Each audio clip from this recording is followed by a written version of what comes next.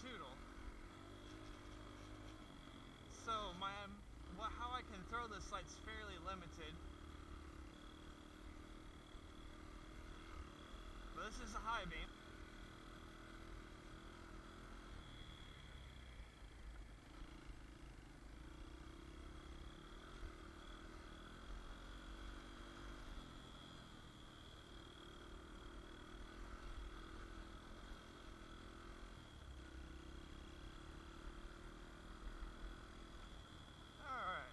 Stop back by base camp. I'm going to try and get the big one fired up.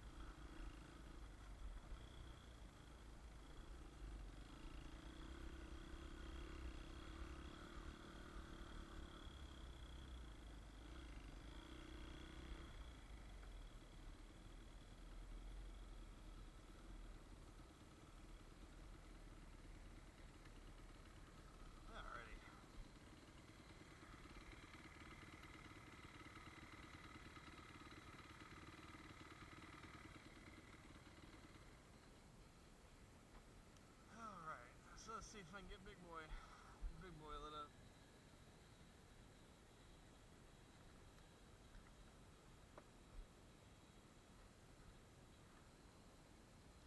It's probably gonna be a bit temperamental since it's been cold for a bit.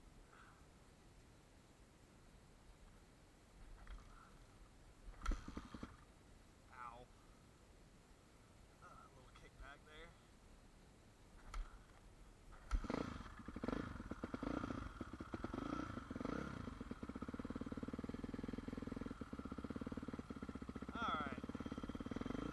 That's low, that's high. I think I need to change the angle of the throw on this a little bit. And one thing...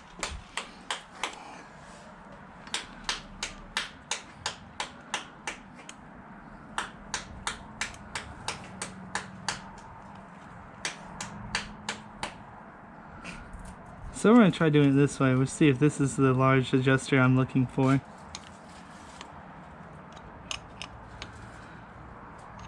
It kind of looks like this clutch is already all the way out.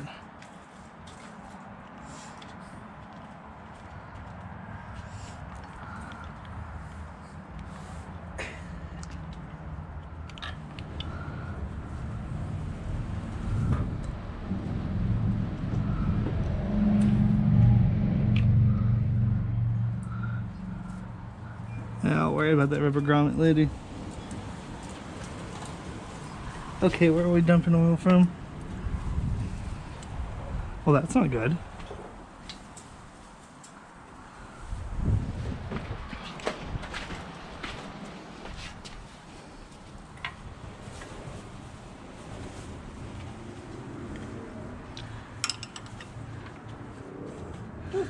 Well, that's definitely not good.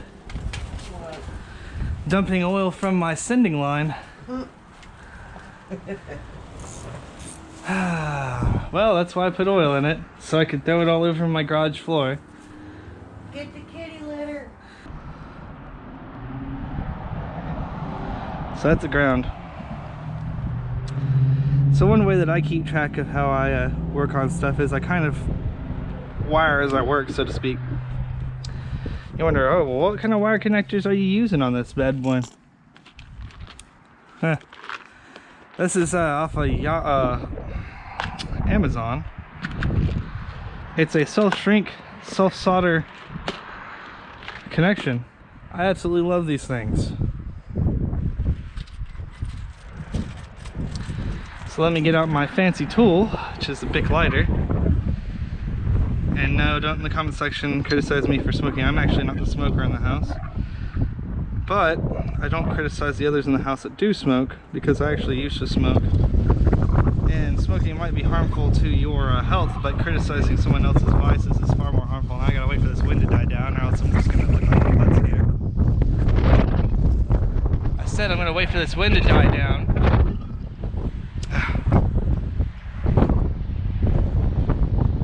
Not being cooperative whatsoever. There we go.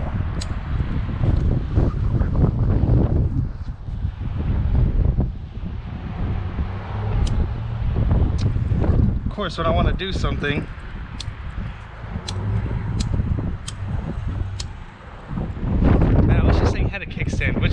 considering going ahead and getting the replacement kickstand for this because it's just driving me crazy not being able to.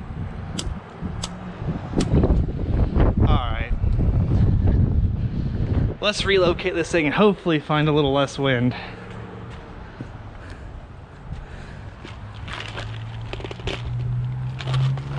Come on, work surface. We're leaving.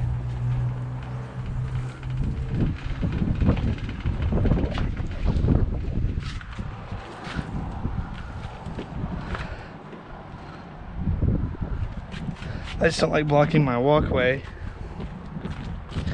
It tends to get the other densians of the house a little annoyed with me. Oh, you're just gonna work everywhere without regard for everyone's access to the house. I didn't mean it. Blame it on the wind. Believe me, it's not a very effective argument. Alright.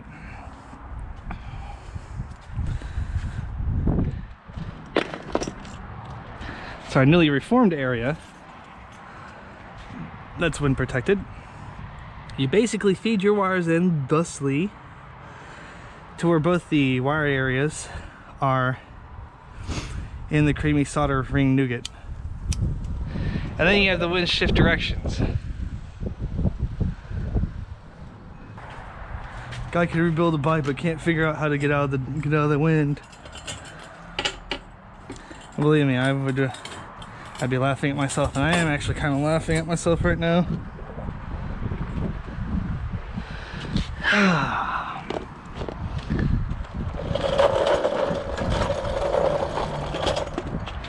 What's killing me is the wind's changing directions out here, so I figure that's going with our change of weather. We're about to have to be getting super cold. Alright.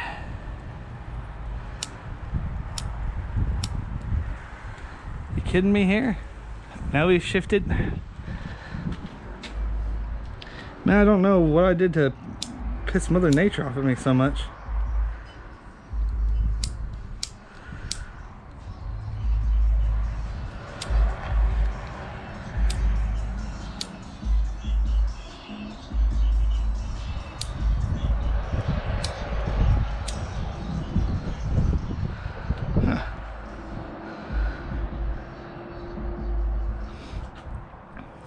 What up, sweetie? Let me turn off the camera real quick while I fail at soldering this shit.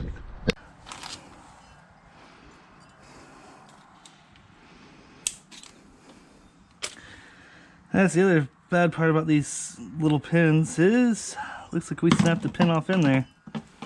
Well, that is what you get sometimes. Sometimes you just don't have the luck.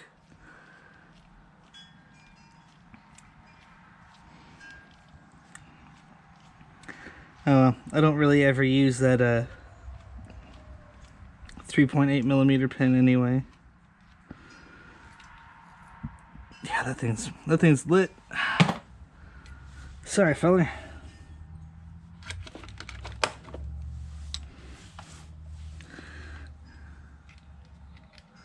Oh well, it is what it is.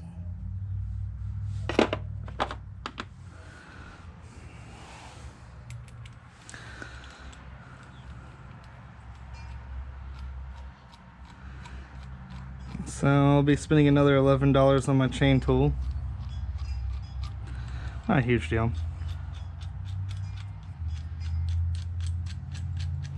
And I've never broken a cam chain. Apparently this isn't quite the right tool for breaking a cam chain, but you gotta work with what you got sometimes. And I'll deal.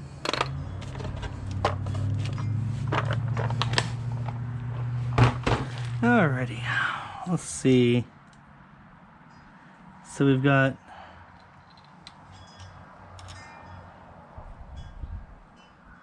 half of a rivet wedged in there. Oh well, saw blade ought to be enough. Guess I could take the Dremel cutting wheel to it too, but I don't know.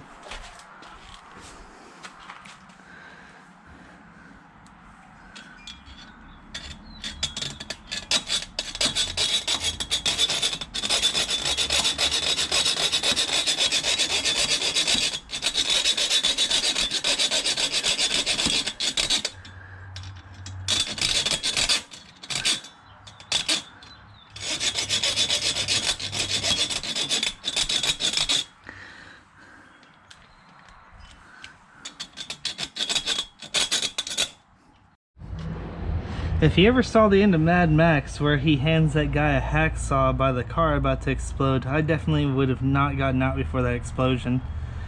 So the saw was relatively effective, but I took the partially broken bit of chain and just wrenched it sideways without damaging the gear. I didn't put any stress on the gear whatsoever.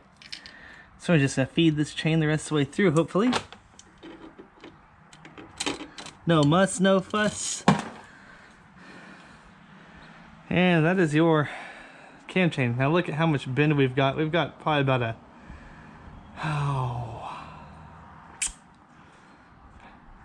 3/4 of an inch deflection. So yeah, this thing had it anyway. Honestly, sawing it in half was putting it out of its misery. I'm gonna check the teeth on this spline for any signs of damage. Nope.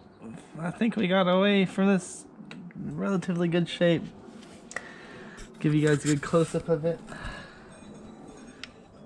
So yeah, no. Crank teeth are in good shape. So we lucked out. Well, since I'm waiting for the rest of the parts to come in on order, this is as far as we go today. Unless I want to tempt fate and fish the new chain up through there. Which I could while it's off. You know, that will save me a little bit of time. I have my lovely assistant out here browsing the phone, watching me fail. That's a sight she's grown used to seeing with me on this bike.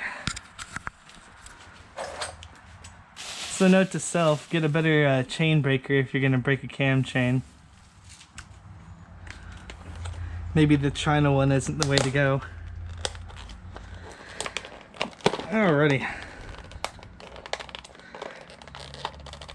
Goodness. After all this struggle, I'm not going to get defeated by a box today. So we got the hot cams cam chain. That's it, 3 times fast.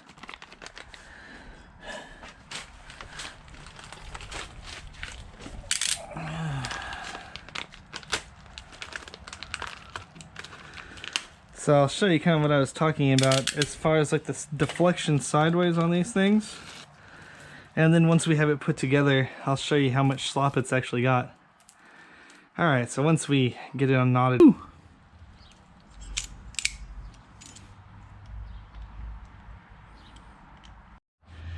Greetings and salutations, gentle tubers. Well, we got a little bit of good luck here.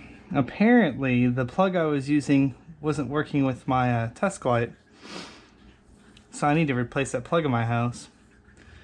But we have it charging, so I'm going to try this project again once this light turns green over here. I'm going to go ahead and wire some more stuff in though while we're waiting. In the meantime, glove, pun intended. Or run by and get this thing topped off and then maybe put a few miles on it. Ooh, come on. Whoa, crap.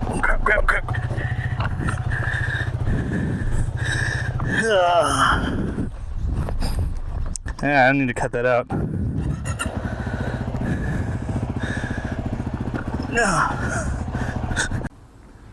Alrighty, just spent about 40 minutes at the Texas tax office.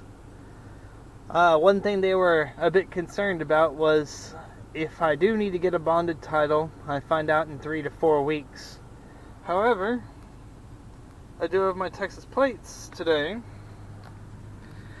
That was a fairly painless process. Another couple of things you'll have to do if you're converting a dirt bike to street use is Alrighty, so we're going to be doing the next foul plot for getting registration on this bike.